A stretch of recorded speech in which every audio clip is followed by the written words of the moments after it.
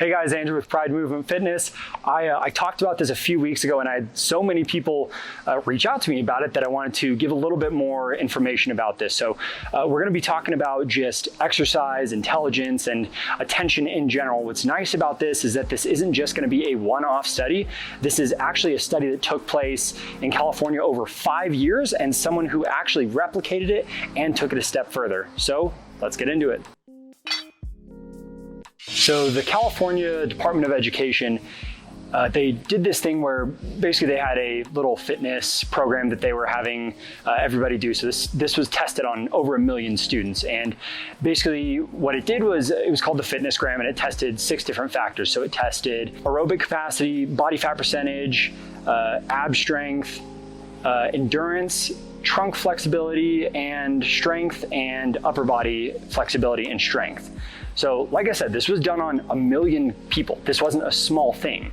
One of the most basic things, there are quite a few other things I'll go into, but one of the most basic things that they found is the people who were scoring 6 out of 6, because this was a pass-fail, were scoring twice as high on all their other tests. So basically, just by being fit alone, you're more than likely going to be getting double the scores as unfit people. So one of the other things, just to kind of quantify this a little bit more, the people who scored 6 out of 6 were scoring 76 in the 76th percentile when it came to math and the 45th percentile when it came to reading. And you might think, that's not that impressive. But compared to the people who were doing 1 out of 6, who were only passing one of those, that was, like I said, double them.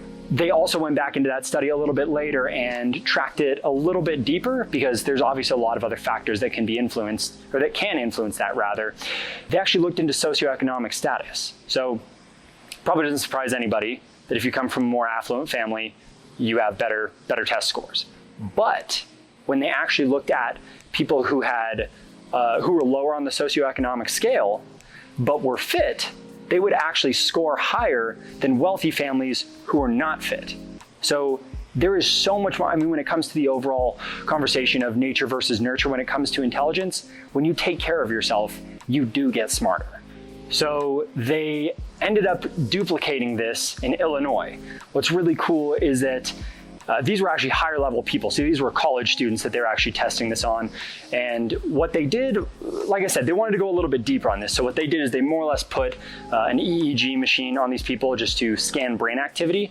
And what they found was that out of these 45 people that they were testing this on, half fit, half unfit, the 45 people were having more parts of their brain light up when it came to attentiveness and focus.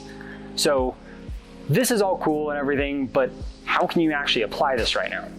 At the time of filming this, or hopefully on the tail end of the coronavirus, maybe we're not, but how can you actually apply this? You know, you might be thinking, that's great, Andrew, but I've got school coming up, I still have a job, I still have this going on, I have my family.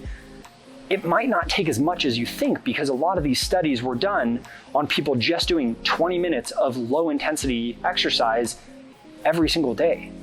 Are you able to find 20 minutes somewhere in your day where you can go for a walk, where you can do some squats in your room, where you can go play with your dog, where you can play with your kid, where you can go for a run or lift some weights real quick?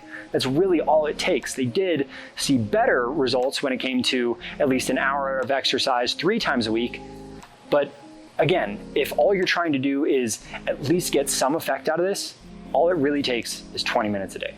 So think about that, kind of plan how you can actually use this to your advantage. And with that said, guys, my name is Andrew with Pride Movement Fitness. We'll see y'all later.